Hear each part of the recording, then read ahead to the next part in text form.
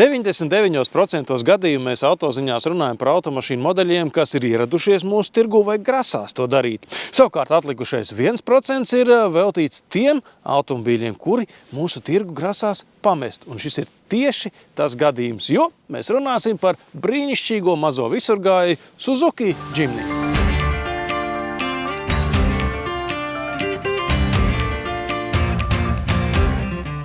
Stingrāku emisijas normu dēļ 4. paaudzes Jimny pameta Eiropas tirgu jau 2020. gadā, lai vēl pēc gada atgrieztos kā komercauto, proti divvietīgs. Agrāk šeit aizmugurē bija sēdekļi. Tie bija maziņi un praktiski neizmantojami, bet tomēr tādi tur bija. Un nomināli skaitījās, ka Suzuki Jimny ir 4-vietīgs. Izņemot šos sēdekļus ārā, automašīnu varēja pārtaisīt par komercauto. Līdz ar to tas atkal varēja iekļauties, daudz maz iekļauties CO2 normās. Ja mēs paņemam no šo grīdiņu, tad mēs redzam, ka sēdekļu vietā vienkārši ir tāda parasta plastmasas kaste, kas nozīmē, ka pie vēlēšanās Jimny var pārbūvēt atpakaļ par 4-vietīgu automobīlu. Tas, protams, prasīs ieguldījums un certifikāciju, bet tīri tehniski izdarāms tas ir. Kāpēc gan tā nopūlēties, ja apkārt ir tik daudz alternatīvu? Diemžēl otra tāda kā Jimny nav. Ne jau velti tos tirgos 194 pasaules valstīs. Jimny ir unikāls aparāts ne tikai savas klases robežās vien. Tas ir vienīgais automobils savā cenu un izmēra kategorijā, kam ir atsevišķs rāmis un atsevišķs virsbūve. Tam ir viengabala tilti, turklāt ne tikai aizmugurē, kas vēl nebūtu nekas īpašs, bet arī priekšā. Būtībā pēc konstrukcijas tas ir ļoti līdzīgs Mercedes-Benz Geländewagen, jeb G-klasei. Jimny ir tikpat robusts un savā ziņā arhaisks, tikai mazāks, vieglāks un, protams, daudz lētāks.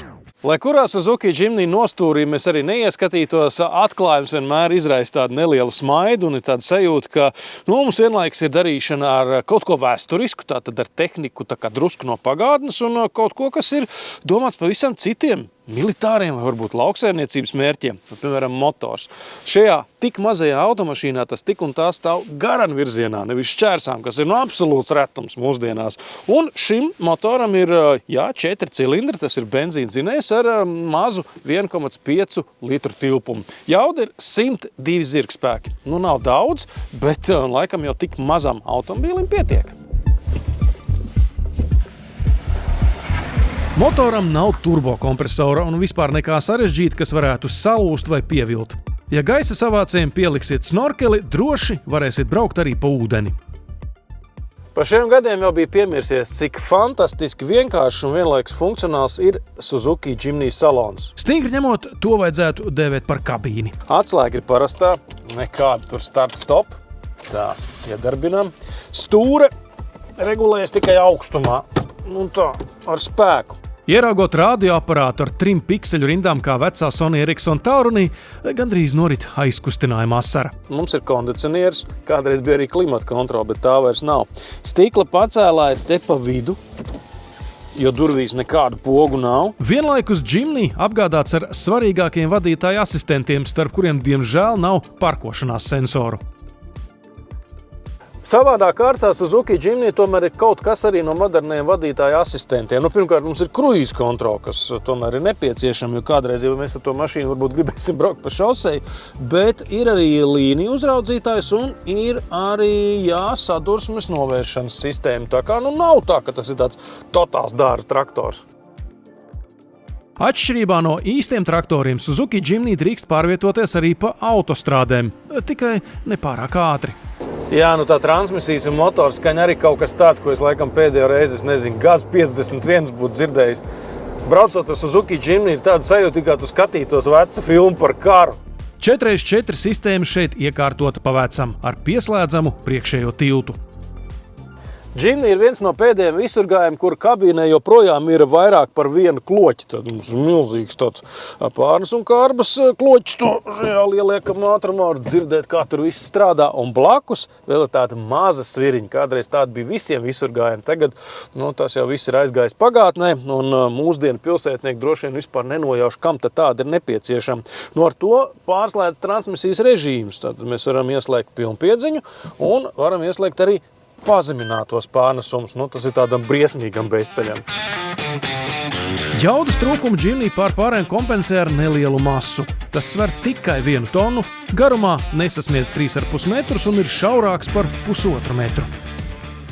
Te runa pat īsti nav par tādu smagu bezceļu, vienkārši tā automašīna ir tik maza un kompakta, ka tā faktiski spēj braukt pa kvadrociklu takām. Tātad izlūcieties starp kokiem, kur lielāki apvidus automobīļi, tā izskaitā arī Dacia Duster, pilnīgi noteikti netikt cauri.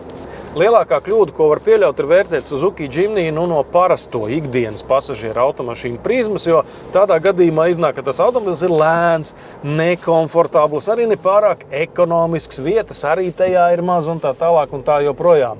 Nē, Suzuki Jimny vajag uzskatīt par spēctehniku, par, izprieca automobīlu, un tad, ja jūs šim auto atrodat īsto pielietojumu, tad tas sagādā ļoti daudz prieka.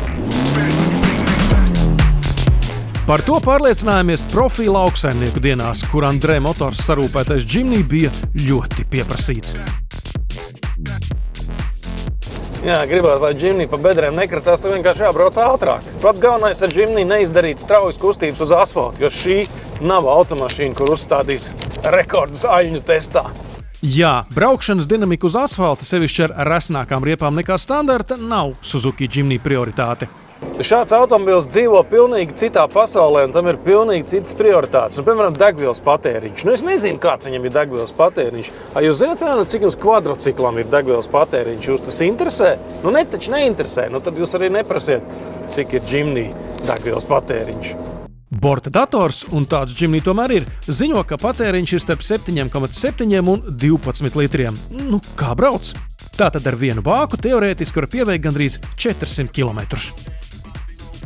Cik tad tāds Suzuki Jimny maksā?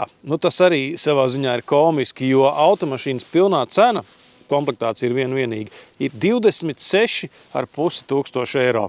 Jā, mūsdienās jaunas automašīnas, lai gan tik maz vairs nemaksā. Kas attiec uz noliktavas krājumu, tad Andrē Motorā, vēl ir savs 10 dažādu krāsu Jimny, tā kā vēl šādu mazu visurgāju var paspēt iegādāties.